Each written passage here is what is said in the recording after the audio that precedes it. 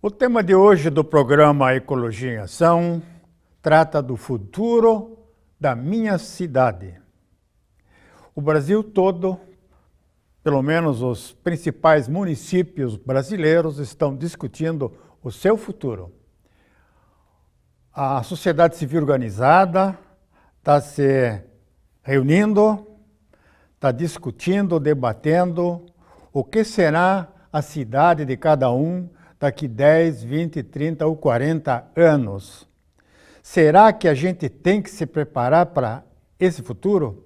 Será que nós vamos ter que entregar para os nossos descendentes, para aqueles que estão chegando, já chegaram, uma cidade melhor ou uma cidade pior? É essa a questão do programa de hoje. Nós vamos assistir uma palestra do ex-prefeito de Maringá, a primeira cidade que se organizou, está se organizando para o futuro. É o Silvio de Barros. Vamos ver então a apresentação do ex-prefeito de Maringá. Nós vamos estabelecer aqui um parâmetro de 20 anos. Nem é muito perto, também não é muito longe.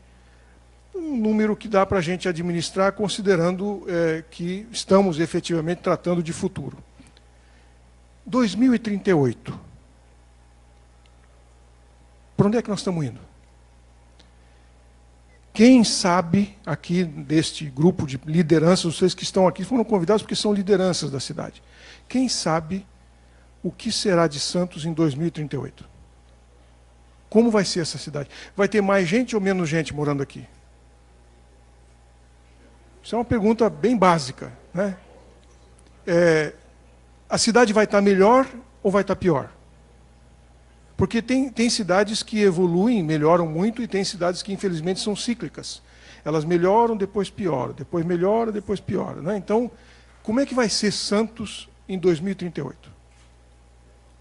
Uma outra pergunta importante é a seguinte: se tiver alguém pensando nisso, quem é? Quem está pensando nisso? Quem é que está desenhando a cidade para daqui a 20 anos?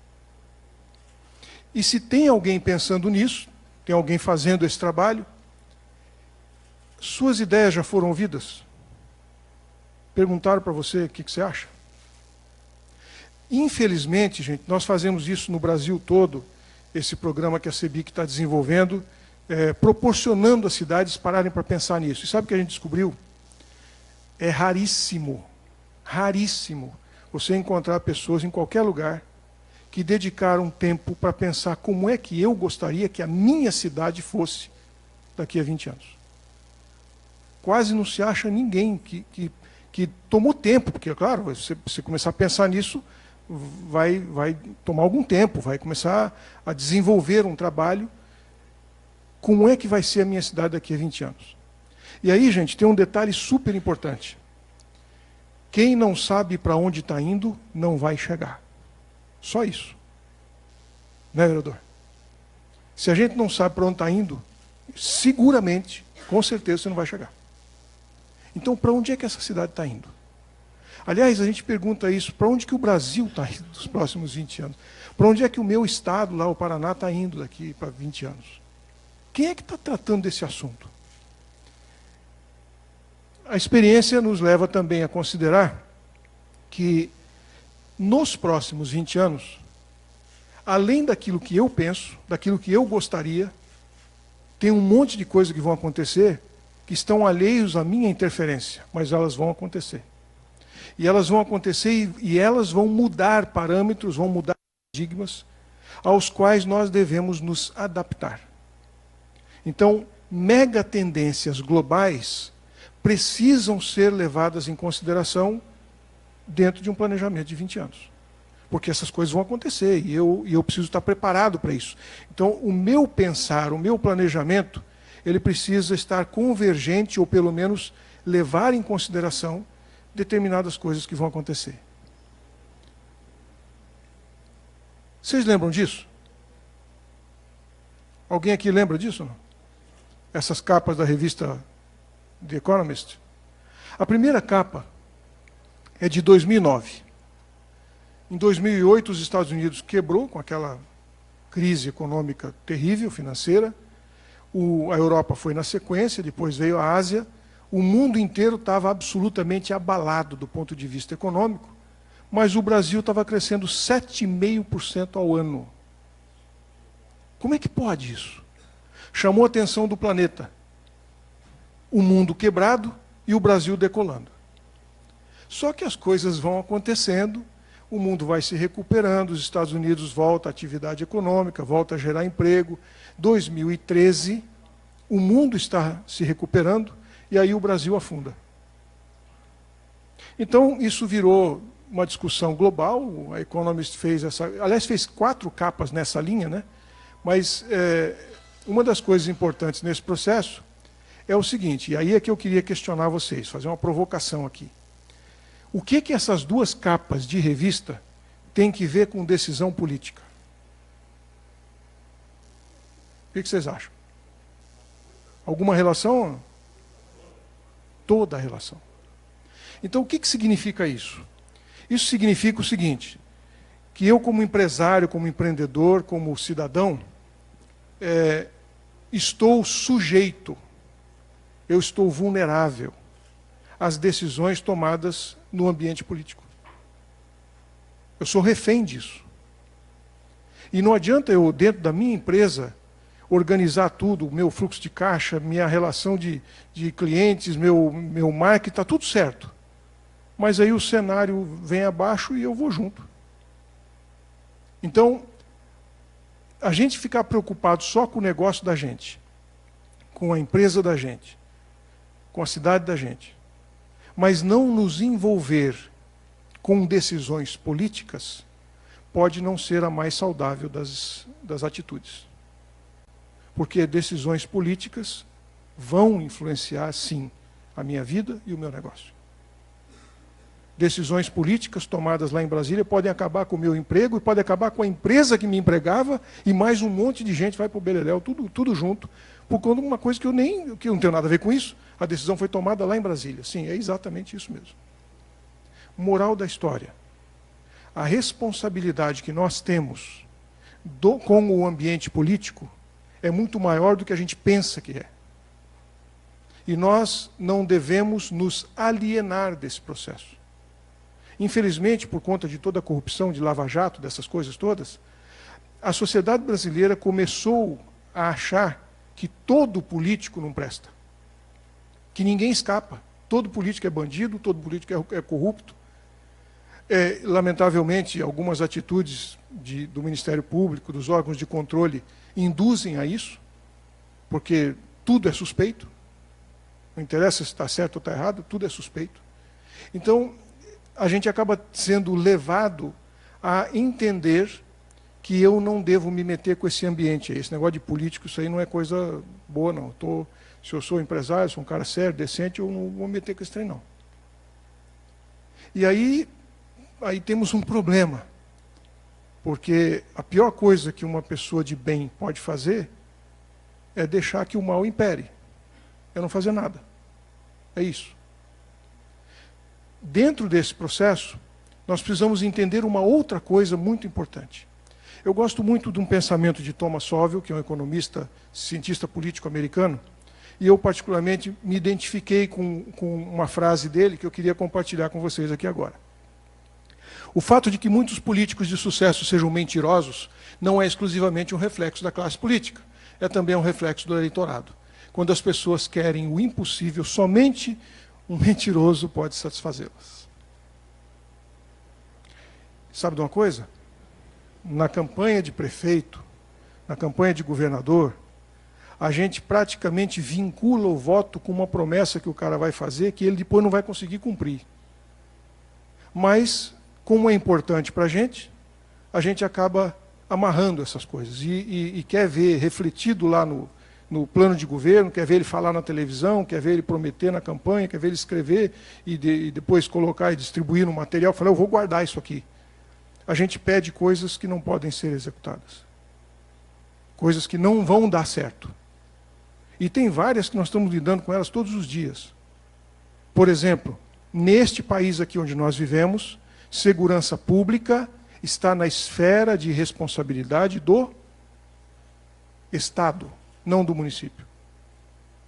Duvido que na última eleição de prefeito aqui a população não cobrou que o prefeito resolvesse o problema de segurança. Duvido.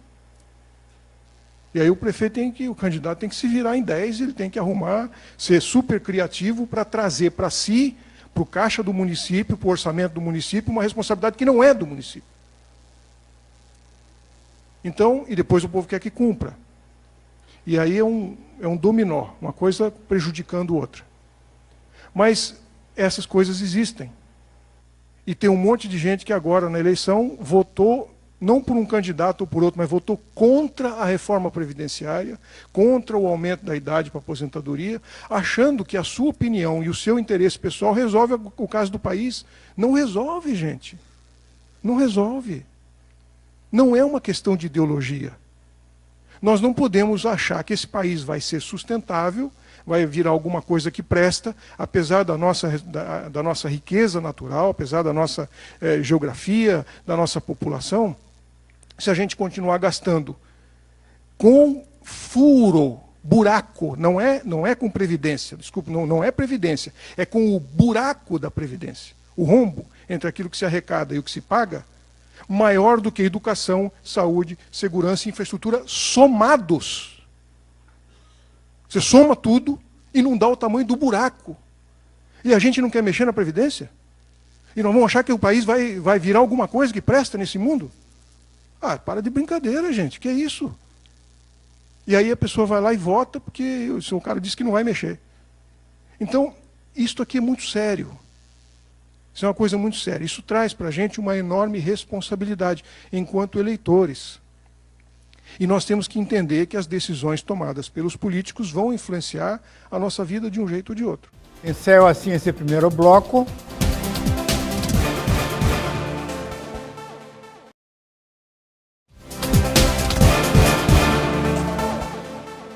Iniciando assim o segundo bloco de Ecologia em Ação, vamos continuar com a programação do futuro da minha cidade. Então, dentro desse cenário, nós precisamos tomar algumas decisões. Uma das decisões, por exemplo, é que daqui a 20 anos, como é que eu gostaria que fosse a minha cidade? Aqui nós temos um raio-x de Santos. Isso aqui são dados do Tesouro Nacional. Alguns indicadores.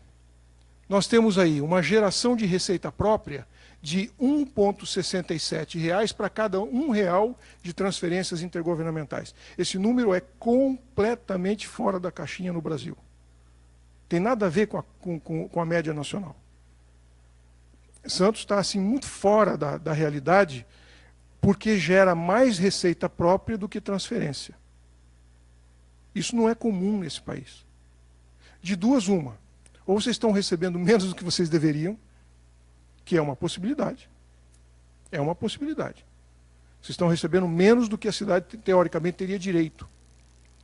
Ou estão arrecadando muito bem com uma máquina absolutamente eficiente.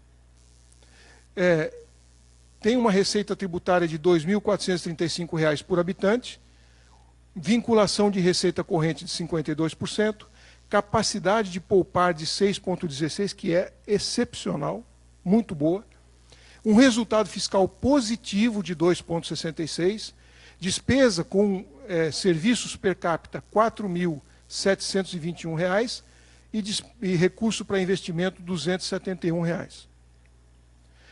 A pergunta é, esse é o retrato, é o raio-x da cidade hoje. Em 2038, daqui a 20 anos, como vocês gostariam que fosse? Quais são os números que vocês gostariam que refletissem a saúde econômica e social da sua cidade? Alguém tem que parar para pensar nisso, alguém tem que pegar esses números, extrapolar para aquilo que está dentro da realidade, que é possível, que é viável, que efetivamente traduza aquilo que a sociedade espera, e dizer, bom, aqui nós temos alvos, nós temos metas a serem alcançadas. Por exemplo, aqui nós temos o total de empregos gerados na cidade de Santos. Então, Quem mais emprega aqui é o setor de transporte e correio, depois atividades administrativas, depois comércio, administração pública, outros serviços e tal. Indústria de transformação é bem pequena em Santos. Vocês não têm aqui muita indústria de transformação. Serviços é um setor importante, principalmente para gerar receita própria do município.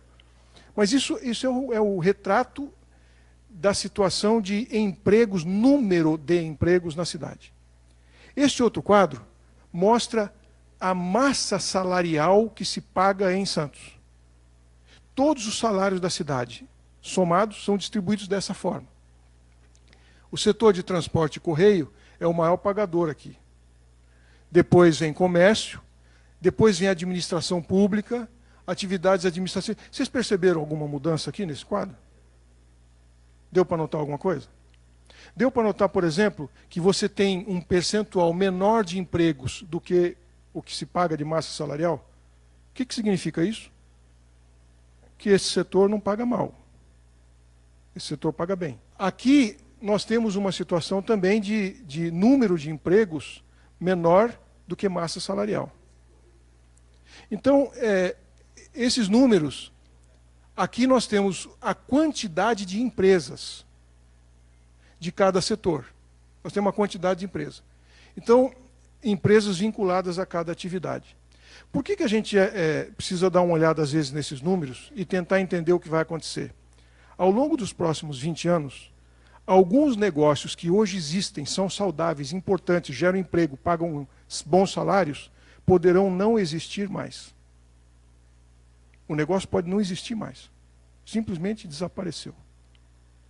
E alguns negócios que, quem sabe, estão lá no final da linha, poderão ser muito mais relevantes.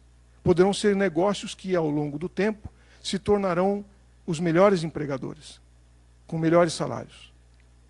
A pergunta é, como que a cidade se prepara para essa dinâmica? Como que a cidade se prepara para situações em que empresas que hoje são muito importantes deixarão de ser importantes? Eu não conheço a realidade de Santos, mas nós fizemos esse trabalho aqui em Volta Redonda, no Rio de Janeiro, aqui pertinho de vocês. E lá em Volta Redonda tem uma coisa interessante. A cidade gira em torno da CSN. Literalmente, fisicamente, economicamente, socialmente, tudo em torno da CSN. A CSN foi privatizada. E o que o pessoal da CSN agora faz? A empresa não é mais estatal, né? Agora tem planejamento, tem acionista cobrando resultado, é outra história.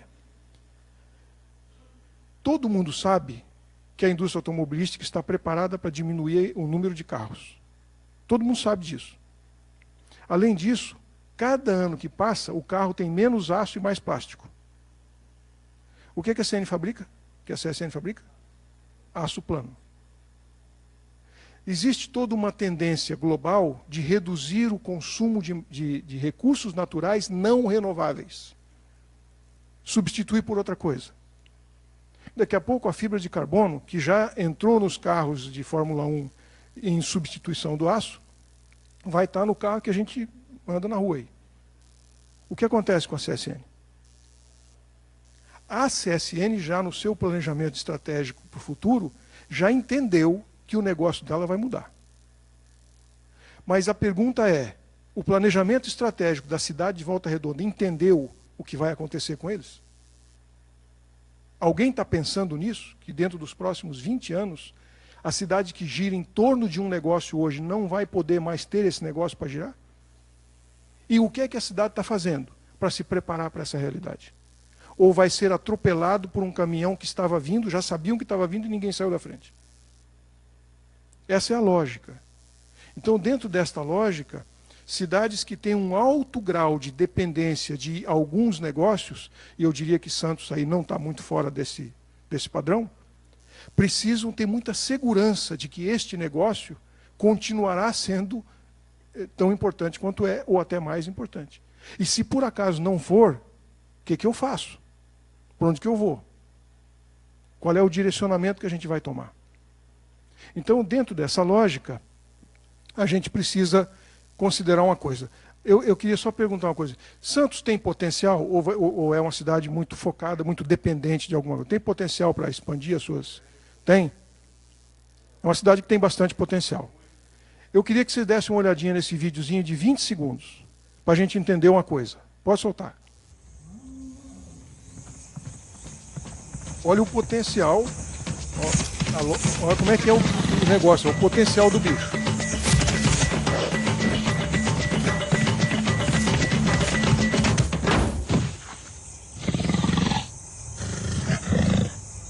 Potencial sem direção é muito perigoso. Potencial é muito bom, mas ele tem que ser direcionado para alguma coisa que faça sentido, porque senão você pode literalmente entrar em colapso, mesmo tendo potencial. Então alguém precisa dar direcionamento, alguém tem que orientar essas coisas. E o que a gente aprendeu lá em Maringá é que quando a gente pensa em 20 anos para frente, vão passar pelo menos 5 gestões no meio do caminho. Pode ser que alguém seja reeleito, mas são 5 gestões diferentes, e inclusive algumas que podem ser oposição às outras. E dentro desse contexto, nosso projeto de futuro pode ir para o brejo, pode ser jogado fora. Então é muito importante, é estratégico, que o projeto de futuro, que esse direcionamento para as nossas potencialidades, seja protegido, seja blindado contra alternâncias ideológicas político-partidárias. Se ele não for protegido e blindado, a gente não sabe o que vai acontecer. Então, como é que se faz isso? Como é que você faz um planejamento e protege esse planejamento contra qualquer alternância ideológica que venha no meio do caminho? Só tem um jeito. É ter segurança absoluta de que o planejamento não é da prefeitura. Porque se ele for feito pela prefeitura, pago pela prefeitura, com o carimbo da gestão, lascou. Aí você não pode proteger ele mais. Pelo menos lá na minha terra não dá. Aqui eu não sei. Mas na minha terra não tem jeito não. Se é uma gestão PSDB e ganhou o PT ou vice-versa, o planejamento vai literalmente para a 6ª sessão. É isso que vai acontecer, independente dele ser bom. Então, é preciso que este planejamento seja associado com a legitimidade e a propriedade da sociedade civil, que é o único protetor que pode blindar o projeto. Mais ninguém. Político não pode, prefeito não pode. Mesmo que ele queira, ele não consegue. Então vamos lá. Como é que vai ser Santos em 2038? E agora? Eu queria provocar vocês, estimular vocês, porque isso aqui é uma coisa muito legal de fazer. É gostoso de mexer com isso. Vamos analisar algumas coisas. Como é que vai ser a segurança? Vai melhorar ou vai piorar? Como é que vai ser... Como é que vai ser esse negócio aí? Por mais que vocês façam um esforço danado de organizar aqui a sua mobilidade, aí chega no final de semana, vem o dobro da mobilidade de vocês para cá e aí esculhamba tudo. Como é que organiza esse negócio? Qual é a cidade que vocês querem? A gente precisa ter capacidade de descrever, de visualizar a cidade que a gente quer.